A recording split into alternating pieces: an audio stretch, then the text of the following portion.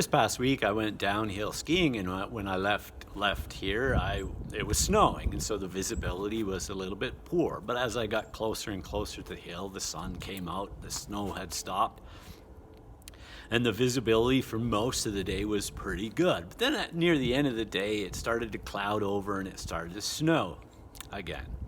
And on my last run of the day, it was very icy. It was like skiing down an ice cube, a big ice cube, and I could have actually used some salt on the bottom of my skis to actually have a little grip going down the hill. Jesus invites us in our gospel reading to be salt of the earth. And this is more focused on our inner being. In other words, go within and discover the God that is within you. And we recognize it's the God within us that sanctifies us, that allows us to let different things go that we hold on to so that we can freely allow that Trinitarian love to love in us and through us. And then we are to be preserved, that the presence of God preserves us from anything that is not good for us. And then, like salt adds flavor to our lives. As Jesus says, I've come to bring us life and life in abundance.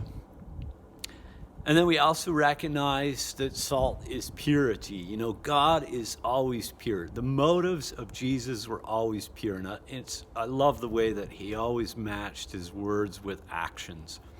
And so we can always rely on the God within to allow our motives to be centered on God as we journey within our own hearts. Then Jesus invites us to be light for others. And really what a compliment it is, because Jesus calls himself the light of the world, and we are to be light to others. But really we are to reflect the light to others. And we recognize our Christian discipleship cannot be one that's hidden from others. We have to be out and about with people. Even when you're relating with somebody at the coffee shop, are you respectful when you're driving in your car? Do you put up certain fingers? That's not good.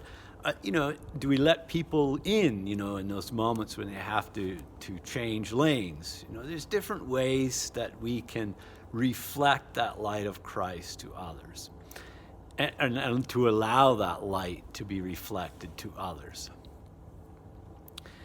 And then, and also this light reflection is not to gain personal prestige or to get all kinds of praise towards ourselves, but it's to lead others to God. The Christian life is about leading others to God. We have been led to God, and we want to lead others to God because God is the strong pillar in our lives. God is the same yesterday as today as tomorrow. And God is loving, God is merciful, and God adds grace upon grace to our lives.